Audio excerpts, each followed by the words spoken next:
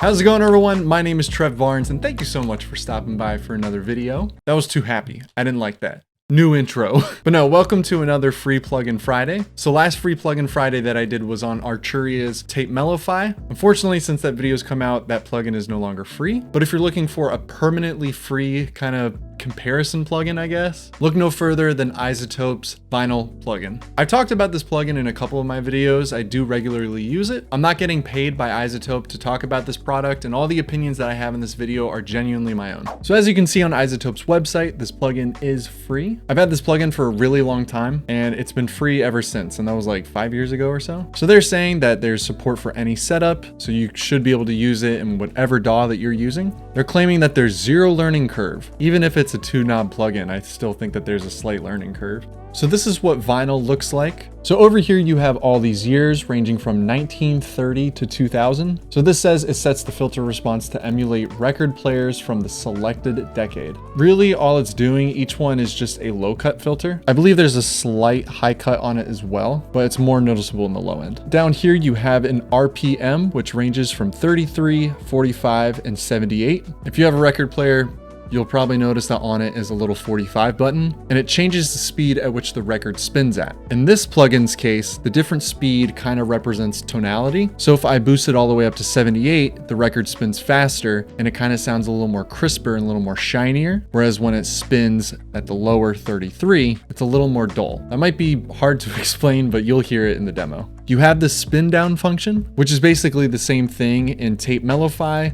There's this sound effect that it makes. Now, one thing with this spin down versus Tape Mellify's spin down is that this is only one speed, whereas in Tape Mellify, you can control how long the slowdown happens. There's a lo-fi button, which is just a simple on and off. All it is really is just a bit crusher. Oh, hello. Are you helping me make videos? You're moving the microphone, Bubba. Cooper's gonna help me with the rest of this video if that's okay.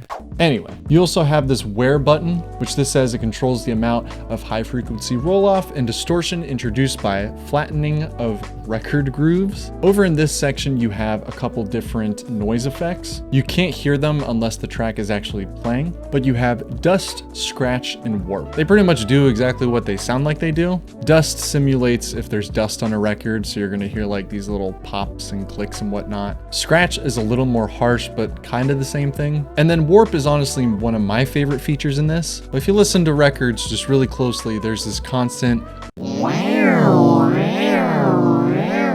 I wish I didn't make that noise. You'll see it when we play it. But there are different waves that you can use. And then lastly, you have two different noise machines. One is mechanical and the other one's electrical. When I use this plugin, I tend to not really use mechanical, electrical dust or scratch because I kind of get a little annoying. You'll see what I mean. At least my opinion, annoying. You might like it. But let's see how this sounds on piano. So this is what my dry signal sounds like.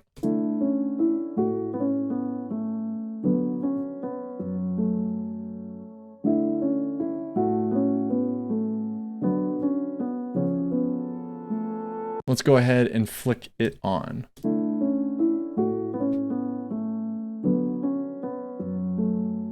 So when it's first on, you might not hear a big difference. So let's go ahead and change one of the filters to the 1931.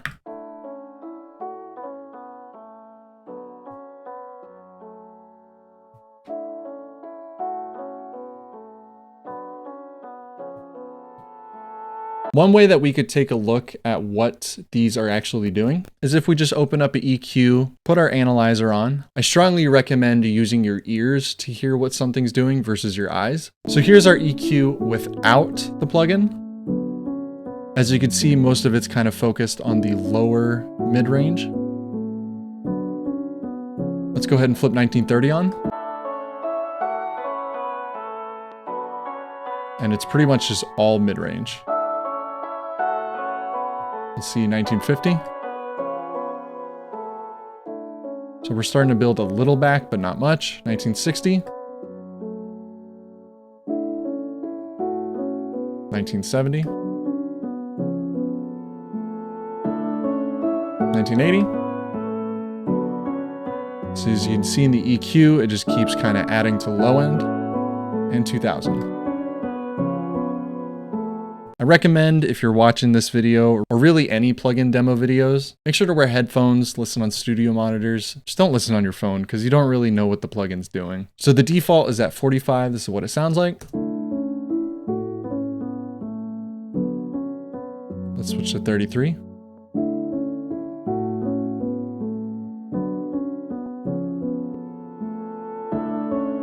There's a very slight warmness to it.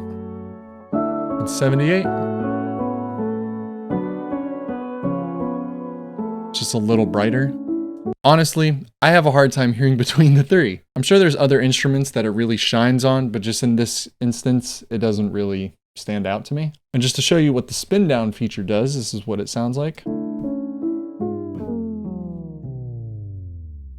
So here's what the lo-fi feature sounds like.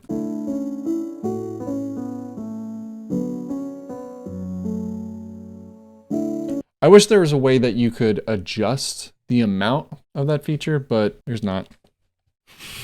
Guys, I gotta hurry up and finish this video. He wants to go to the park really bad. All right, and this is what the where button does. Let's go ahead and turn it up.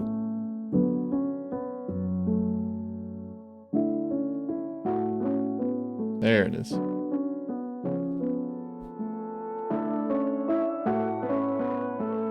Really, where is just distortion? Harmonic distortion, excuse me. I don't care about your freaking producer nerds and your lingo. So now I'm gonna go ahead and show you guys what the mechanical, electrical, dust scratch, and all that sounds like as well. Let's go ahead and turn up the mechanical.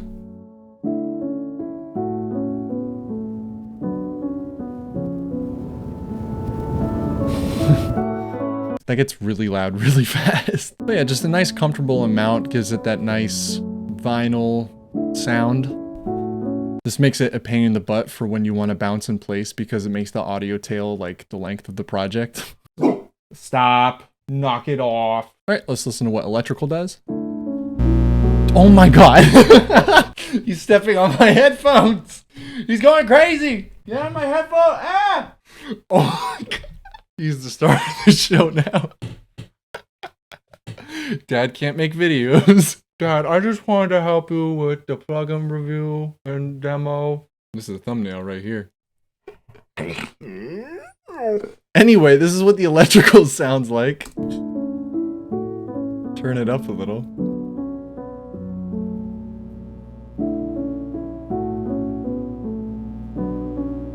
So yeah, I haven't really used that in a song yet. I don't find it very useful to me because it produces its own note and it kind of just interferes with whatever I'm doing. So here's what the dust sounds like.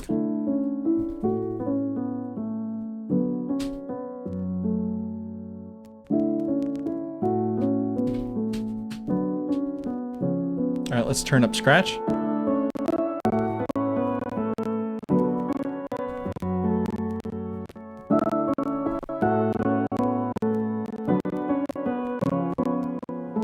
I feel like those effects, when they're used really subtly, they sound good, but kind of being super obvious and turning everything up, to me, I just don't have a use for it yet. And lastly, here is the warp. So this one is actually my favorite. The higher the level goes, the more it warps. I mean, come on, people. Is it that complicated? This is the worst plugin demo. I'm so sorry if you're new.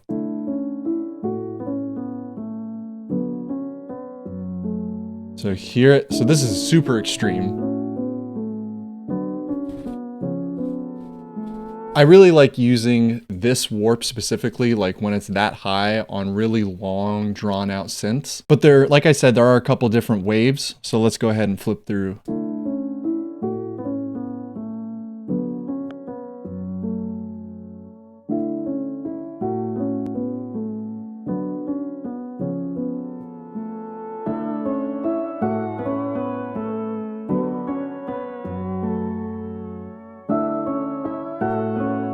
There used to be a visual representation on the old interface of this plugin that told you what the waves look like, and I don't know what they look like, so I'm not gonna lie. All right, let's hear what this sounds like on drums. So this is what my dry drums sound like.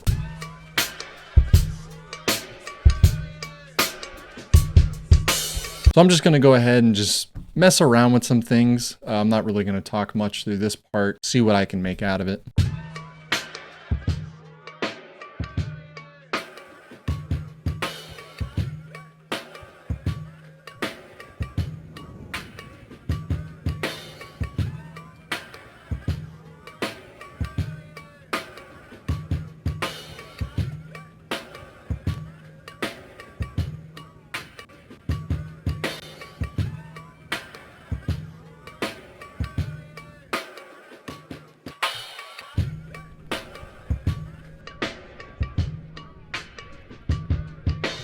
This plugin does feel kind of limited what you can do with drums. I think it kind of works more for like guitars, pianos, synths. So lastly, let's go ahead and put this guy on a synth. This is what it sounds like without it.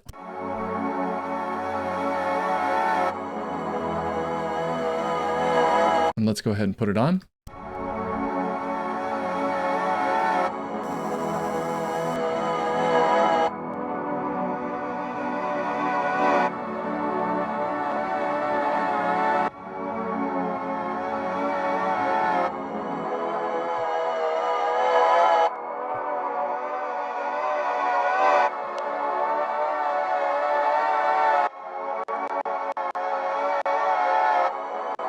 See, and that's my problem with the scratch. It degrades so easily, even when everything is kind of set super low.